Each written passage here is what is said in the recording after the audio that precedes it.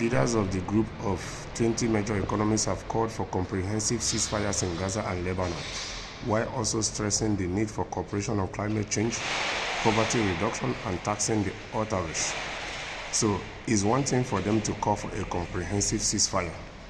It's one thing to issue a statement. It's equally one thing under the table to do whatever it takes to make sure that you are backing these statements you are issuing. Yes. Then the other thing I'm asking when it comes to this, their poverty reduction, is Africa included in it? Because the way, one of the tools of the West when it comes to Africa is to continue to plunge Africa into poverty.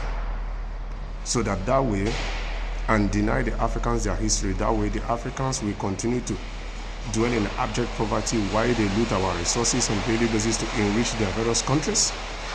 And when we don't know our history, we will never know who we really are, and we'll never be able to rise up to claim that who we really are.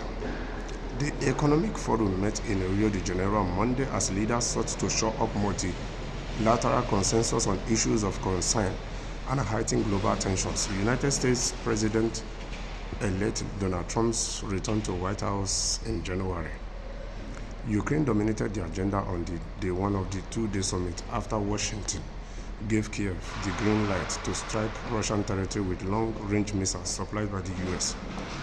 In their final declaration, G20 leaders eked out a narrow consensus on Ukraine, welcoming all relevant and constructive initiatives that support a comprehensive, just, and durable peace, while again condemning the threat or use of force to seek territorial acquisitions. It, however, made no mention of Russian aggression. With an International Criminal Court arrest warrant obliging member states to arrest him, Russian President Vladimir Putin was not in attendance. Instead, Russia was represented by Foreign Minister Sergei Lavrov. The G20 leaders also called for a comprehensive ceasefire in Gaza, in line with a US proposed United States resolution urging a permanent halt to fighting in return for a release of all captives held by Hamas. Their statement expressed deep concern about the catastrophic humanitarian situation in the Palestinian enclave. It also expressed concern over the escalation in Lebanon and called for a ceasefire enabling citizens to return safely to their homes on both sides of the Blue Line, a demarcation line dividing Lebanon from Israel and the occupied Golan Heights. Just like I said, be it in the Ukraine issue, be it in the Russian issue, be it in any war in all over the world, peace is of the essence and peace is paramount. Yes, so the earlier the better. The earlier peace is restored in this area, the better for everybody.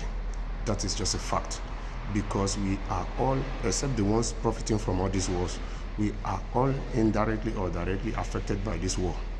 That is just the truth. And the more we can learn to live side by side with each other, if only the politicians in the corridors of power can overcome their greed, if they can overcome their ego, if they can go back and wear the garment of humanity where they left it, if only they can think about humanity first, if they can put humanity first in everything they do. You see that most of these wars we are having all over the places is about greed, it's about supremacy, it's about ego. That is just a fact.